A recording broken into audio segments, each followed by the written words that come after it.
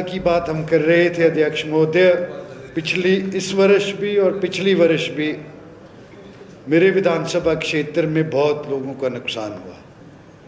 बहुत से लोग ऐसे थे जो नदी के साथ जिनके बाग बगीचे थे और घर जिन्होंने बनाए हुए थे उन पे वो सारे बह गए और वही लोग लैंडलेस भी हो गए।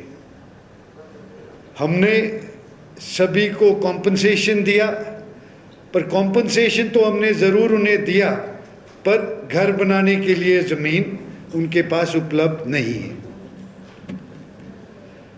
जिन लोगों को हमने कॉम्पनसेशन दिया वो बहुत कम था, क्योंकि ज़मीनों की जो वैल्यू है वो बहुत ज़्यादा है।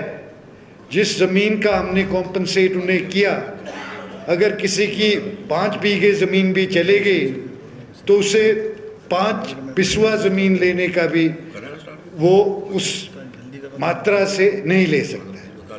तो मैं समझता हूँ जो आपने ये एक्ट लाया है, जो संकल्प लेके आए हैं, ये बहुत ज़रूरी इस हिमाचल प्रदेश के लिए है, क्योंकि हम एक छोटा राज्य हैं और हमारे जो लोग हैं उनकी जो लैंड होल्डिंग्स हैं वो बहुत सीमित है।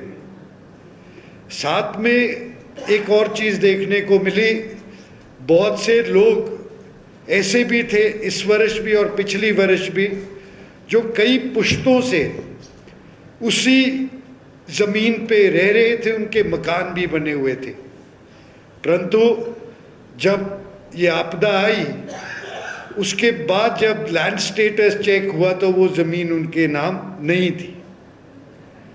पर उन लोगों ने अपनी उम्र भर की पूंजी जो थी वो लगा के अपने आशियाने बनाए थे, और जब ये आपदा आई तो उन लोगों को हम लोग रिलीफ भी नहीं दे पाए हैं और रिहेबिलिटेट भी नहीं कर पाए।